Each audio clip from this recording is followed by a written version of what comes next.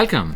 My name is Wolfram Auer and I'm geographer and urban planner working for Doppelmayr, the worldwide leading manufacturer of urban cable car systems. I will talk about the global challenges and developments in public transport and the achievements with regard to integrated mobility systems. In my second part, I will focus on cable-propelled transit systems as a sustainable transport mode which not only solve mobility challenges but also trigger positive developments in disadvantaged urban areas. When we talk about the next level of mobility, we mean mobility on its own independent transport level above ground with cable-propelled transport systems. Apart from the current pandemic, the world is facing major challenges in order to maintain good living conditions for all on this planet. There are several megatrends which will shape our future significantly. 3 of them are relevant for our seminar on integrated mobility systems and cable cars. Rapid urbanization, climate change, and resource scarcity. These megatrends have a huge influence on the ever-growing mobility challenges in our cities. Rapid urbanization. This trend is happening all around the globe, but the fastest growing cities are found in emerging countries. The United Nations predicts that by 2050, 68% of the global population will live in cities. We already see now 1.5 million people migrating from rural areas to urban agglomerations every week. The challenge will be to manage this growth in a sustainable way, including a sustainable mobility scheme, climate change and resources. As a result of the rapid growth of cities, urban environments consume a larger share of resources produced globally, often beyond the Earth's carrying capacity. The inefficient urban road transport with its emissions take a large share in this. This leads to rising temperatures which trigger irreversible environmental changes. As a result of this, the global economy will have to become sustainable or it won't be at all. Mobility challenges. The current mobility challenges are a result of these megatrends. There's just one surface level in our cities on which we can move or meet, children can play or plants can grow. But many other usages, like motorized traffic, are competing for this most valuable level and most often push aside pedestrians, children, cyclists or plants.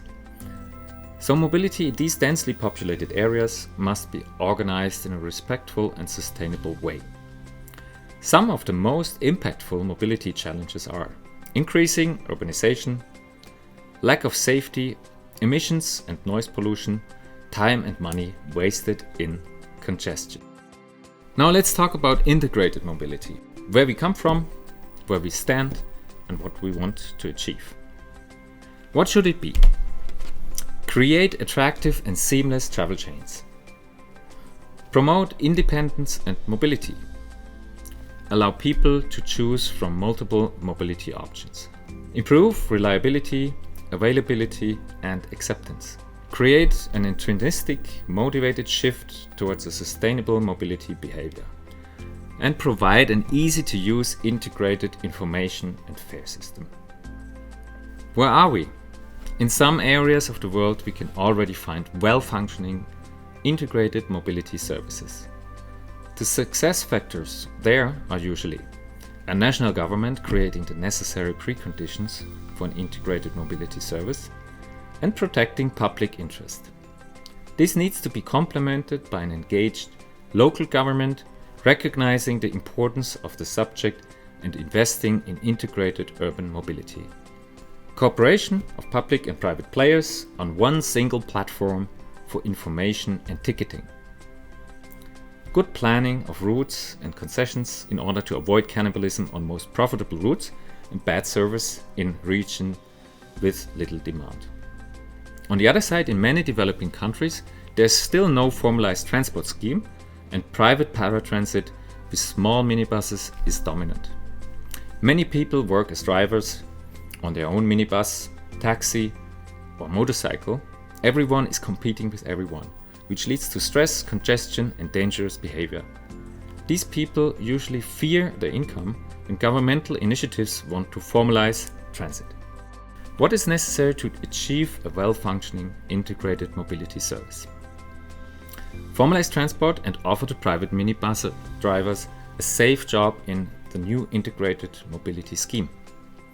Coordinate cooperation between operators, information about possibilities, easy to use and integrated fare system, simplify interchange between modes, create rendezvous situations between modes to eliminate in-between waiting times, reduce waiting times in stations by reducing the timetable intervals, and use constantly conveying systems like cable cars.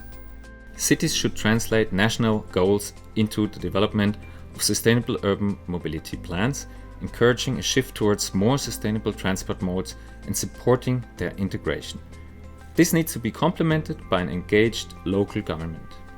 Institutional and regulatory structures, especially in less developed countries, are urgently needed. This will help the planning, predicting and operating of sustainable urban transport solutions and their integration.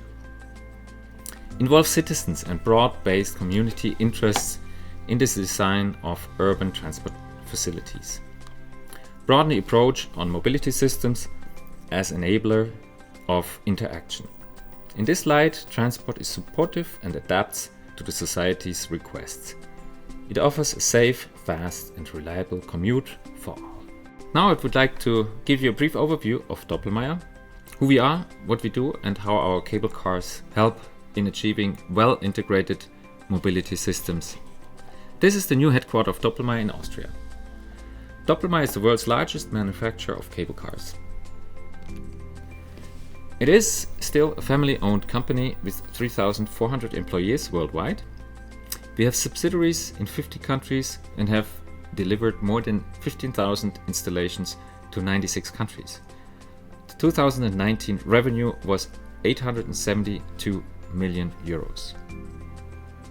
Doppelmayr was founded in 1893 and has been a key driver in the development of cable car technology with many innovative milestones. For more than 20 years, Doppelmayr has been conceptualizing and building urban transport systems. This is today our flagship technology. It is the so-called 3S technology with 3 cables and a revolving system with multiple cabins. It operates with large vehicles for more than 35 passengers and a transport capacity of more than 6,000 people per hour per direction. I would now like to come to my favorite subject, the urban cable cars.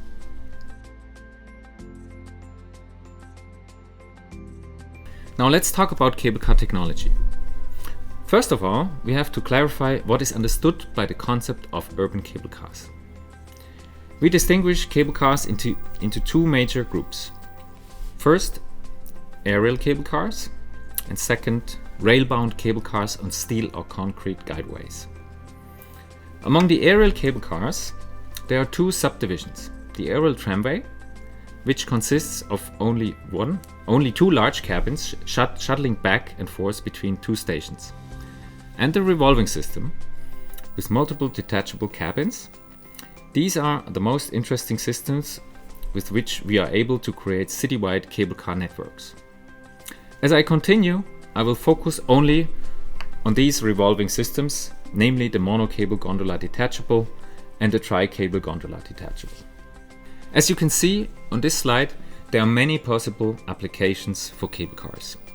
They can serve as standalone solution, as part of a multimodal transport network or from a complete transport network.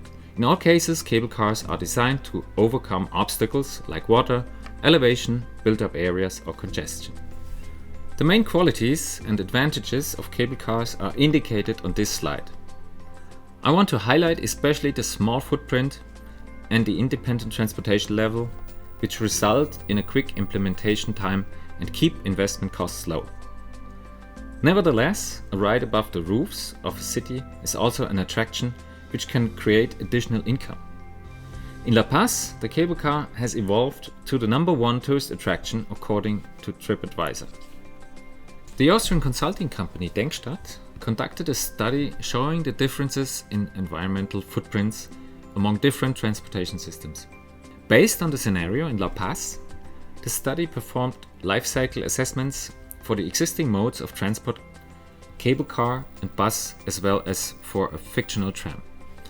All life cycle assessments are undertaken according to ISO 14040 and ISO 14044 standards. In this scenario, the route directly connects the upper region of El Alto with the administrative capital La Paz in the valley. The route is characterized by a difference of about 500 meters. With the ropeway, decision makers create a new transport level, offering a shortcut between La Paz and El Alto of less than 2.5 kilometers distance in comparison to a bus line of more than 12 kilometers. This results in massive time savings for the passengers. Furthermore, the cable car relies on electricity, which is mainly produced out of fossil fuels in Bolivia. Over an operating time of 30 years, the necessary energy production for the cable car produces 48,204 tons of CO2 equivalent with the given grid mix in Bolivia. Only 17.5% of this is emitted during construction time. The biggest part of 82.5% is emitted during the operational phase. This makes it easy to reduce the emissions of CO2 equivalents by simply operating the cable car with green electricity. Now I'm going to present you the cable car network in La Paz, a masterpiece of integrated mobility in a developing country. This is the cable car network in La Paz. It consists out of 10 lines with a total length of more than 30 kilometers. On average, 300,000 passengers are transported daily with a record day of 600,000 passengers. In the first 5 years of operation, it transported more than 247 million passengers. The challenge here is the extreme topographical situation between the twin cities El Alto and La Paz, with a difference of elevation of nearly 1,000 meters. The cable car overcomes this obstacle easily. For that purpose, there are 3 lines in parallel, the red, the purple and the yellow line, with a total capacity of 20,000 passengers per hour in both directions. Trams and trains or buses could not drive through the densely built-up neighborhoods. This leads to long travel times for the residents. The cable car network has shortened travel times significantly. Another 15 kilometers of expansions are planned for the future. Here we see Línea Blanca, the white line running in the middle of a very congested boulevard downtown La Paz. It terminates in an underground station below a plaza. This is the view out of a cabin of Línea Azul, the blue line, flying over the roofs of El Alto. Besides the traffic impact, the cable car stations have become economic centers for the respective districts. From there, a positive development for the city is emerging. This is the cable car in London. It belongs to TfL, Transport for London, and the main sponsor is Emirates. This is why it's also called the Emirates Airline. It links the Greenwich Peninsula next to the O2 Arena with the Royal Victoria Docks. This river crossing started operations in 2012 and has increased accessibility of the Greenwich Peninsula. Today, Greenwich Peninsula is a booming area with lots of new buildings, offices, shops, restaurants and apartments, which all profit from the cable car as transport link and tourist attraction. The cable car is an integral part of London's transport network and can be used with the Oyster card, which is the transport pass for all mobility modes in the metropolitan region of London. The cable car is linked to the light rail and the metro, and it is the most profitable transport mode in Transport for London's network and works without subsidies. Every year it transports approximately 1.4 million passengers. This is the northern station at Royal Victoria Docks, using the harbour basin as take-off point.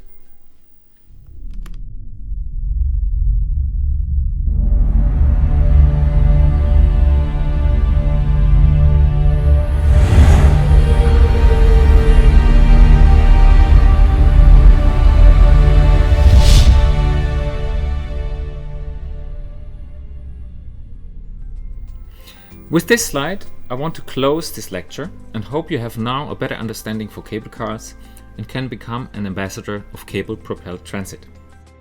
If you have any questions, please contact us via mobility@doppelmayr.com.